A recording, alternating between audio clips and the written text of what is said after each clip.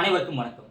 எக்ஸாம்ஸ்க்கு நாம நிறைய படிக்கிறோம், நிறைய நேரம் படிக்கிறோம். ஆனா கொஞ்ச நாள் கழிச்சு நம்ம என்ன படிச்சிருக்கோம் அப்படிங்கிறத எடுத்து ரீகால் பண்ணி பார்த்தா எதுவுமே ஞாபகம் இருக்க மாட்டேங்குது அப்படின்னா, அப்ப நம்ம படிக்கிற மெத்தட கொஞ்சம் சேஞ்ச் பண்ணணும். டிஎன்பிஎஸ்சில இருக்கக்கூடிய எந்த எக்ஸாமா இருந்தாலும் நீங்க ஏற்கனவே படிச்சுக்கிட்டு இருந்தாலும் சரி, இல்ல இப்பதான் படிக்க ஆரம்பிக்கிறீங்க அப்படின்னாலுமே, எப்படி படிச்சா நம்மளால நல்லா ஞாபகம் வச்சுக்க முடியும், ஈஸியா ரீகால் பண்ண முடியும், அதே மாதிரி எக்ஸாம்ஸ்ல நல்ல ஸ்கோர் பண்ண முடியும் அப்படிங்கிறது தான் இந்த வீடியோல நம்ம டீடைலா பார்க்க போறோம். இப்போ இதுக்கு நான் என்ன பண்ண போறேன் அப்படின்னா, பிராக்டிகலா ஒரு புக்கை எடுத்து உங்களுக்கு படிச்சு காட்ட போறேன். ஸோ இங்க English medium and Tamil medium ரெண்டுமே இருக்குது. இது நான் unit 8 history, culture, heritage and socio political movements of Tamil Nadu, தமிழ்நாட்டின் வரலாறு, மரபு, பண்பாடு மற்றும் சமூக அரசியல் இயக்கங்கள், நமக்கு யூனிட் 8 அப்படின்னு சொல்லி சிலபஸ்ல இருக்கும்.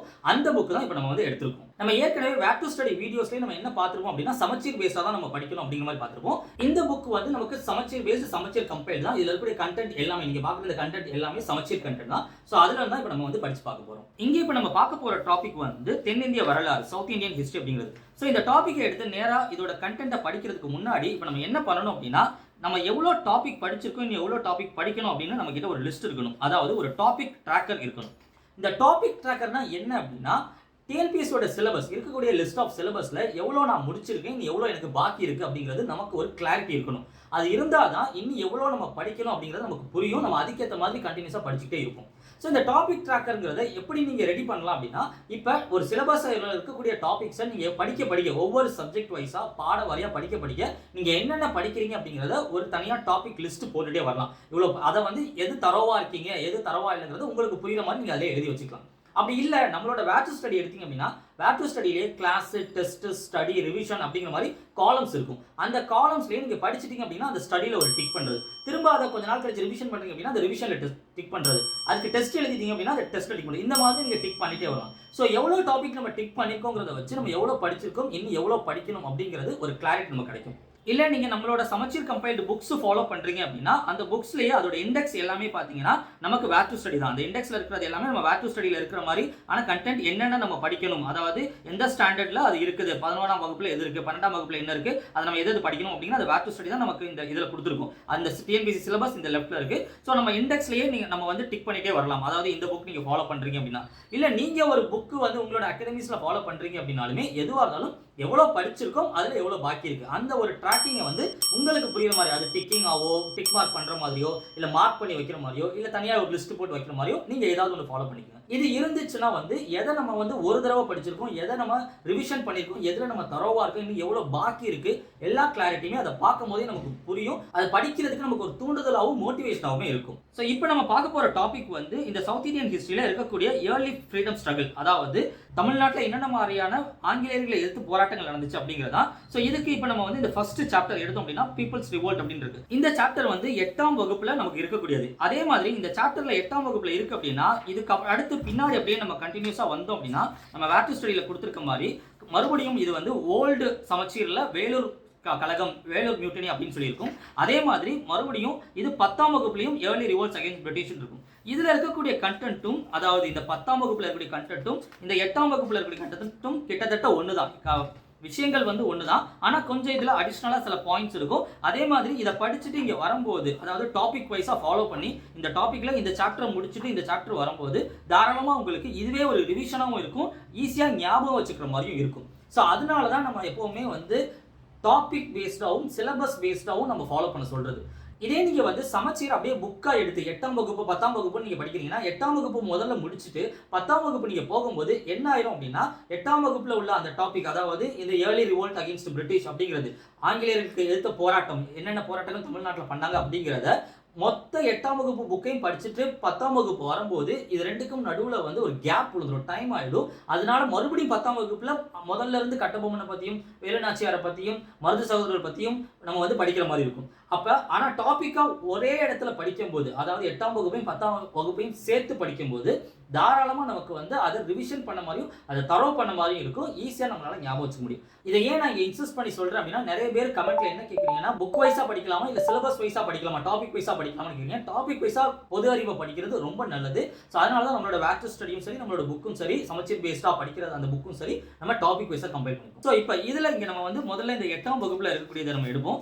ஸோ இப்போ இந்த படிக்க ஆரம்பிக்கிறோம் அப்படின்னா, நம்ம ஆரம்பிக்கிறோம் அப்படின்னா, இதுல நம்ம எடுக்கிறோம் டைரக்டா படிக்கிறோம் அப்படிங்கிற மாதிரி இல்லாம நம்ம ஒரு 3 ரீடிங்ஸ் பண்ணணும். அதாவது குறைந்தபட்சம் மினிமமா வந்து 3 ரீடிங்.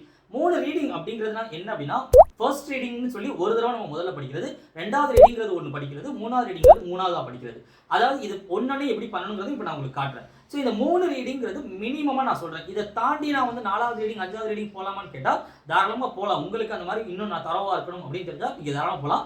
மேக்ஸிமம் 4-5 தாண்ட வேணாம். அது ஒரே இடத்துல ரொம்ப நேரம் உட்காந்துட்டு இருக்க மாதிரி இருக்கும், அதுவும் வேணாம். பட் மினிமமாக ஒரு 3 ரீடிங்காவது நீங்கள் பண்ணுங்கள். ஸோ இந்த 3 ரீடிங்ஸ் அப்படிங்கிறது என்ன அப்படின்னா, இப்போ ஃபர்ஸ்ட் ரீடிங் அப்படிங்கிறதுல இப்போ இந்த சாப்டர் நான் எடுக்கிறேன், இந்த பாடம் நான் எடுக்கிறேன் அப்படின்னா, இந்த பாடத்தில் இந்த ஃபர்ஸ்ட் ரீடிங்கில் நான் இப்போ என்ன பண்ண போகிறேன் அப்படின்னா, இதில் இருக்கக்கூடிய ஹெட்டிங்ஸ் மட்டும் தான் நான் பார்க்க போகிறேன். அதாவது நான் உள்ள படிக்கவே போகிறதில்ல. இதில் இந்த சாப்டரில் எவ்வளோ இருக்குது, நம்ம என்ன படிக்கிற மாதிரி இருக்கும் அப்படின்னு சொல்லிட்டு அந்த ஹெட்டிங்ஸை தான் ஒரு ஓவர்வியூவாக பார்க்க போகிறேன். இப்போ நீங்கள் பார்க்குறீங்க அப்படின்னா, இன்ட்ரடக்ஷன் ஒன்று கொடுத்துருக்காங்க, ஆரிஜின் ஆஃப் பாளையம் கொடுத்துருக்காங்க, early revolts of South India, South இந்தியாவில் என்னென்ன ரிவோல்ட்ஸ் இருந்துச்சு அதில் சப்ஹெட்டிங்காக பாளையக்காரோட கிளர்ச்சி கொடுத்துருக்காங்க. இதே நம்ம வந்து தமிழ் புக்கில் அப்படியே பார்த்தோம் அப்படின்னா, தமிழ் புக்கு நான் உங்களுக்கு காட்டுறேன். ஸோ இதில் வந்து அப்படியே சப்ஹெட்டிங் பார்க்கும்போது, அதாவது நமக்கு இங்கே இன்ட்ரடக்ஷன் அறிமுகம் இங்கேருந்து ஆரம்பிச்சிச்சு, அப்படியே இங்கே வரும்போது புலிதேவர், வீரபாண்டிய கட்டபொம்மன், ஆற்காடு நவாப், கட்டபொம்மன் ஜாக்சன் சந்திப்பு, எட்வர்ட் கிளைவ், பாஞ்சாலங்குறிச்சி வீழ்ச்சி, பாளையக்காரர்களின் கூட்டமைப்பு, வேலு நாச்சியார், மருது சகோதரர்கள். ஸோ இங்கே நான் அப்படி பார்க்கும்போது எனக்கு என்ன தோணும் அப்படின்னா, சில முக்கியமான தலைவர்களை பற்றி நாம இந்த இடத்துல படிக்க போகிறோம். ஸோ இந்த ஃபர்ஸ்ட் ரீடிங்கில் நம்ம என்ன பண்ணுறோம் அப்படின்னா, ஜஸ்ட் அப்படியே ஒரு கிளான்சிங்காக தான் பார்க்குறோம். நான் படிக்கவே ஆரம்பிக்கல, கிளான்சிங்காக தான் பார்க்குறோம். இப்படி பார்க்கும்போது எனக்கு என்ன தோணும் அப்படின்னா, முக்கியமான லீடர்ஸ் யார் யார் இருந்தாங்க, தலைவர்கள் யார் யார் இருந்தாங்க, என்ன பண்ணியிருக்காங்க அப்படிங்கிற மாதிரி தான் இதில் நம்ம படிக்க போகிறோம். ஸோ இதில் அப்படியே நமக்கு வந்து மருது பிரதர்ஸ், இதை திருச்சிராப்பள்ளி ப்ரொக்ளமேஷன், தீரன் சின்னமலை, அப்புறம் சிவகங்கை பற்றின விஷயங்கள், வேலூர் ரிவோல்ட், அப்புறம் ரிவோல்ட் ஆஃப் 1857. ஸோ இதில் சவுத் இந்தியன் ஹிஸ்ட்ரியும் வருது, அதோட சேர்த்து வந்து நமக்கு 1857 இது நம்ம வந்து வரலாறுலையும் படிக்கக்கூடிய ஒன்று, ஏன்னா ஹிஸ்ட்ரி சிலபஸ்லையும் இது நமக்கு இருக்குது. ஓகே, ஸோ அந்த இது எல்லாமே இந்த சாப்டரில் கவர் பண்ணுறாங்க, இதை பற்றி தான் நம்ம படிக்க போகிறோம். ஸோ இப்போ நான் வந்து ஜஸ்ட் ஒரு கிளான்ஸ் தான் நான் பண்ணியிருக்கேன். இப்போ கிளான்ஸ் பண்ணதோட இன்னும் வந்து நான் அடுத்து செகண்ட் ரீடிங்னு கிடையாது, இன்னும் நான் ஃபர்ஸ்ட் ரீடிங் முடிக்கல, நல்லா கவனிங்க.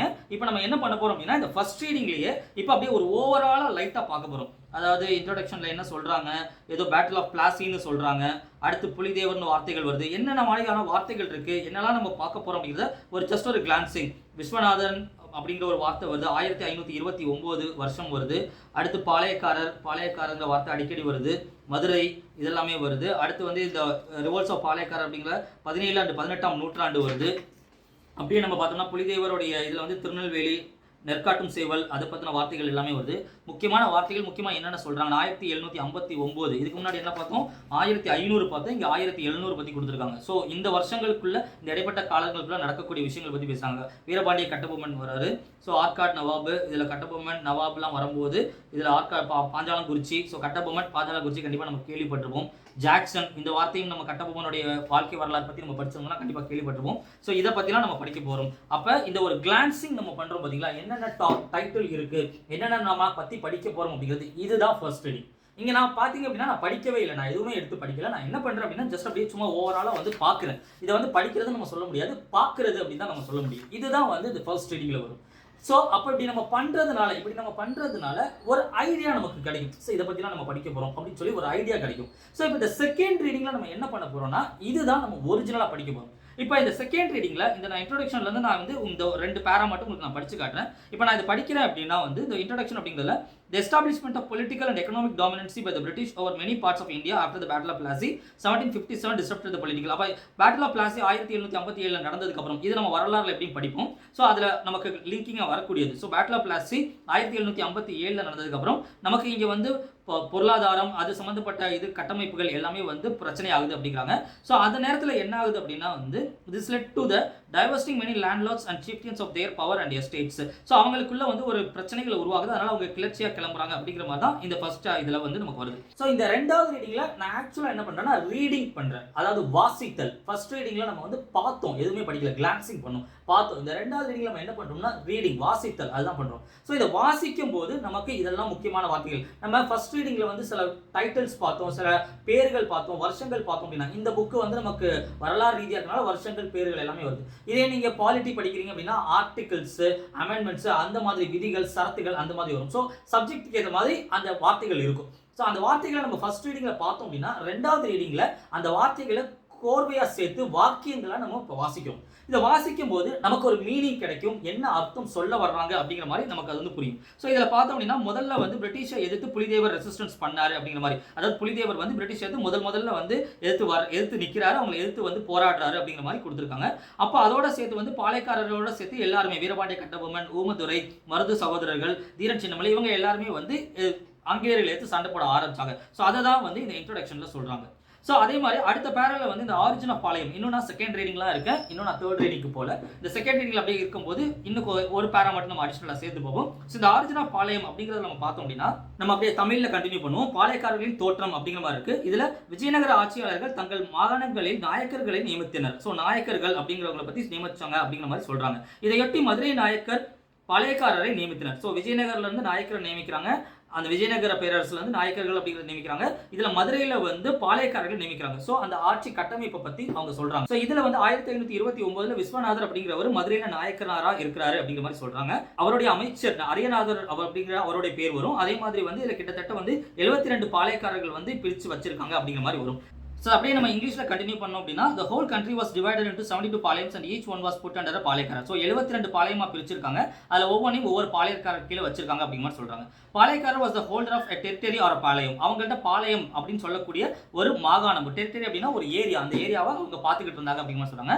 These Palayams were held in a military tenure. So military அதாவது வந்து போர் படைகளாகவே அதை வச்சிருந்திருக்காங்க. and extended their full cooperation to the need of the Nayaka. So அவங்க வந்து ஒரு மிலிட்ரி அதாவது வந்து ஒரு போர் படையா வச்சிருந்து நாயக்கா எப்போ கூப்பிட்டாலும் சண்டைக்கு போறதுக்கு ரெடியா இருக்கிற மாதிரி வச்சிருந்திருக்காங்க. The பாளையக்காரர்ஸ் collected taxes, அதாவது வரிகள் வசூலிச்சிருக்காங்க. of which 1/3 was given to the Nayaka of Madurai. அது மூணுல ஒரு பங்கு வந்து மதுரையோட நாயக்கருக்கு போயிருக்கு. another 1/3 for the expenditure of the army. அதுல ரெண்டாவது பங்கு வந்து படைகளை பராமரிக்கிறதுக்கு போயிருக்கு. and the rest was kept for themselves. மூணாவது பங்கு வந்து அந்த பாளையக்காரர்கள் அவங்களே வந்து வச்சிருந்திருக்காங்க. சோ இப்போ இந்த ரெண்டாவது ரீடிங்ல நம்ம என்ன பார்த்திருக்கோம் அப்படின்னா நம்ம ஏற்கனவே பார்த்த அந்த வார்த்தைகளை கோர்வையா கொண்டு வந்து அதுல என்ன சொல்ல வராங்கன்னு ஒரு அர்த்தம் நமக்கு புரிஞ்சிருக்கும். அதாவது மதுரையில வந்து விஸ்வநாத நாயக்கர் அப்படிங்கிறது 1529 அந்த பாளையக்கார சிஸ்டம் கொண்டு வராரு. இது முதல்ல இது வந்து எங்க இருந்து ஆரம்பிக்குது அப்படின்னா விஜயநகர பேரரசு வந்து ஆரம்பிக்குது. இவர் வந்து பாளையக்கார சிஸ்டம் அப்படிங்கிறத மதுரையில கொண்டு வராரு. எந்த வருஷம் கொண்டு வராரு நமக்கு தெரியணும். அதே மாதிரி இவர் கொண்டு வரது மொத்தம் 72 பாளையங்களா பிரியப்படுது. அந்த 72 பாளையங்களுக்கு வந்து அவங்களோட அட்மினிஸ்ட்ரேட்டிவ் செட்டப்ல பார்த்தோம்னா நாயக்கா எப்பயாவது போருக்கு கூப்பிட்டார் அப்படின்னா போறதுக்கு இவங்க ரெடியா இருப்பாங்க. இவங்க வந்து வரி வசூலிச்சு அதை 3 பங்கா பிரிச்சு அதை ஒவ்வொரு விஷயத்துக்கு மாதிரி அவங்க ஒதுக்கி வச்சிருக்காங்க. ஸோ இதுதான் இந்த பேரல் நம்ம படிச்சது.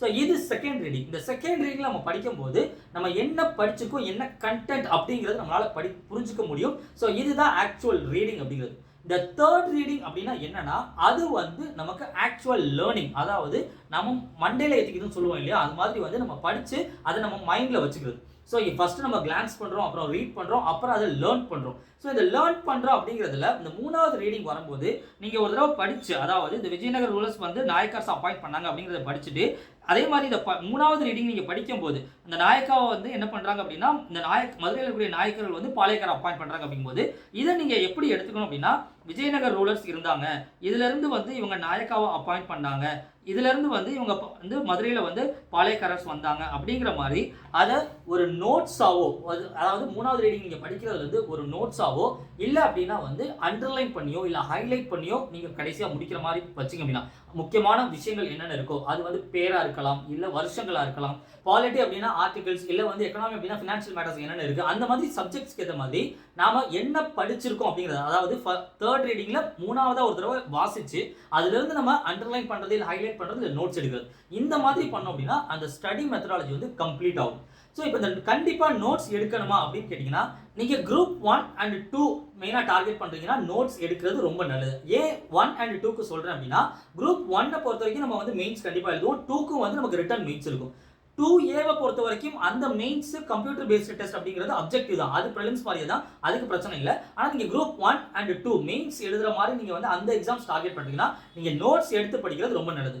குரூப் 4 and 2A பொறுத்த வரைக்கும் குரூப் 4 இல்ல குரூப் 3 இல்ல 2A பொறுத்த வரைக்கும் நீங்க நோட்ஸ் எடுக்கணும்ங்கிறது அவ்வளவு நீட் இல்ல, நீங்க அண்டர்லைன் இல்ல ஹைலைட் பண்ணி படிச்சாலே போதும். இந்த அண்டர்லைன் இல்ல ஹைலைட் எதுக்காக நான் பண்ண சொல்றேன் அப்படின்னா, அப்பதான் இந்த புக்ஸை நம்ம மூடி வச்சுட்டு நம்ம வந்து ஒரு மாசம் கழிச்சு இல்ல 2 மாசம் கழிச்சு மறுபடியும் இதை எடுத்து ரிவிஷன் பண்றோம் அப்படின்னா, அப்ப ரிவிஷன் பண்ணும்போது நம்ம என்ன அண்டர்லைன் பண்ணிருக்கோம் இல்ல ஹைலைட் பண்ணிருக்கோமோ அதை மட்டும் நம்ம எடுத்து படிச்சோம்னா போதும். ஸோ அப்போ இப்போ first reading, second reading, third ரீடிங்னு நம்ம இந்த மொத்த சாப்டர்ஸையும் படிக்கிறதுக்கு நமக்கு கிட்டத்தட்ட இந்த ஒரு சாப்டர் படிக்கிறதுக்கு ஒரு அரை மணி நேரம் ஆகுது இல்லை 1 மணி நேரம் ஆகுது. அது வந்து சாப்டர் பொறுத்து சேஞ்ச் ஆகும். ஸோ எந்த பாடம் நீங்கள் படிக்கிறீங்க பொறுத்து அது வேரி ஆகும். ஸோ அப்படி உங்களுக்கு அரை மணி நேரம் ஆகுது 1 மணி நேரம் ஆகுது அப்படின்னாலும் அந்த ரிவிஷனுக்கு நீங்கள் எடுத்து ஹைலைட் பண்ணியிருக்கிறத நீங்கள் படிக்கிறீங்க இல்லை நீங்கள் எடுத்து வச்சுக்கூடிய நோட்ஸை படிக்கிறீங்க அப்படின்னா அதை நம்ம வந்து 10-15 நிமிஷத்துலேயே நம்ம ரிவிஷன் பண்ணிட்டு போயிடும். ஸோ அதுக்காக தான் நீங்கள் தேர்ட் ரீடிங் முடிச்சோன்னா ஒன்று நோட்ஸ் எடுங்க, அப்படி இல்லை அப்படின்னா அதை ஹைலைட் பண்ணி வைக்கிறது இல்லை அண்டர்லைன் பண்ணி வைக்கிறது அந்த மாதிரி நீங்கள் பண்ணுங்க. ஸோ இந்த மாதிரி 3 ரீடிங்கா 1, 2, 3ன்னு இதாக படிக்கிறது தான் நம்ம வந்து 3 ரீடிங்ஸ் அப்படின்னு சொல்லுவோம். அதே மாதிரி இந்த 3 ரீடிங் நீங்கள் படிக்கிறீங்க அப்படின்னா அதோடைய மீனிங் என்னன்னா, ஃபர்ஸ்ட் ரீடிங் அந்த கிளான்சிங் பண்ணிட்டு செகண்ட் ரீடிங் இந்த ஏரியாவை நீங்கள் வந்து செகண்ட் ரீடிங் படிச்சு ரீட் பண்ண மட்டும் பார்க்குறீங்க அப்படின்னா, பார்த்துட்டு 3வது ரீடிங் வாசிச்சதுக்கு அப்புறம் தான் நம்ம ஹைலைட் இல்லை நோட்ஸ் எடுக்கணும் அப்படின்னா, இது 3யுமே வந்து ஒரே நேரத்தில் பண்ணுறது ரொம்ப நல்லது. இப்போ ஒரே நேரம்னு நான் எதை சொல்றேன் அப்படின்னா, இப்போ நீங்க first reading and second reading இன்னைக்கு பண்ணிட்டு இந்த 3வது ரீடிங் அந்த நோட்ஸ் எடுக்கிறதுல ஹைலைட் பண்றதுக்காக நீங்க ரொம்ப டைம் கழிச்சு வர்றீங்க அப்படின்னா, அதாவது ஒரு வாரம் கழிச்சு வர்றீங்க இல்லை ஒரு 4 நாள் கழிச்சு வரீங்கன்னா மறுபடியும் அப்போ உட்காந்து நம்ம புதுசாக படிக்கிற மாதிரியே இருக்கும். ஸோ அந்த 3 ரீடிங்கையும் ஒரே நேரத்தில் உங்களால் வந்து ஒரே நாளில் பண்ண முடியலனாலும் அடுத்தடுத்த நாள்லையாவது அந்த 3 ரீடிங்கையும் ஒன்றா பண்ணுற மாதிரி வச்சுக்கோங்க. அப்படி பண்ணீங்க அப்படின்னா தாராளமாக நமக்கு அது ஞாபகம் இருக்கும், நமக்கு கரெக்டாக அது வந்து தரோனஸ் வர ஆரம்பிச்சிடும். அதே மாதிரி திரும்ப நம்ம கொஞ்ச நாள் கழிச்சு இதை கண்டிப்பா ரிவிஷன் பண்ணி ஆகணும். ரிவிஷன் இல்லாம இந்த எக்ஸாம்ஸ்ல நம்ம தரோனஸ்க்கு வரவே முடியாது. காம்படிட்டிவ் எக்ஸாமை பொறுத்த வரைக்கும் எவ்வளவு தூரம் நம்ம தரோவா இருக்கும் அப்படிங்கிறதா. ஸோ அதுக்கு ரிவிஷன் ரொம்ப ரொம்ப முக்கியம். ஸோ நீங்கள் படிக்கக்கூடிய டைம் ஷெடியூல்லையே நம்ம வந்து இவ்வளோ சாப்டர் படிச்சிருக்கோம் அப்படின்னா, இப்போ நம்ம இந்த சாப்டர்லாம் படிச்சிட்டோம் வேர் டு ஸ்டடியில் இல்லை நம்மளுடைய டாபிக் ட்ராக்கரில் டிக் பண்ணிட்டோம் அப்படின்னா, டிக் பண்ணதுக்கப்புறம் கொஞ்ச நாள் கழிச்சு அது வந்து ஒரு 3 வாரம் இல்லை ஒரு மாதம் கழிச்சு வந்து ரிவிஷனுக்குன்னு ஒரு டைம் ஒதுக்கிங்க. அந்த டைமில் வந்து என்ன இதுக்கு முன்னாடி படிச்சிருக்கீங்களோ அது ஜஸ்ட் ரிவிஷன் மட்டும் பண்ணுங்க. அதே மாதிரி டெஸ்ட் ப்ராக்டிஸ் ரொம்ப ரொம்ப முக்கியம். டெஸ்ட் ப்ராக்டிஸ் பற்றி ஏற்கனவே நான் உங்களுக்கு வேர் டு ஸ்டடி டீடைல்ஸ்லையும் சொல்லியிருக்கேன். ஸோ டெஸ்ட் ப்ராக்டிஸும் இதோட சேர்த்து நீங்கள் பண்ணிட்டே வந்தீங்கன்னா, ரிவிஷன்ங்கிறது டெஸ்ட்டுக்கு முன்னாடி ரிவிஷன் பண்ணுறது கிடையாது.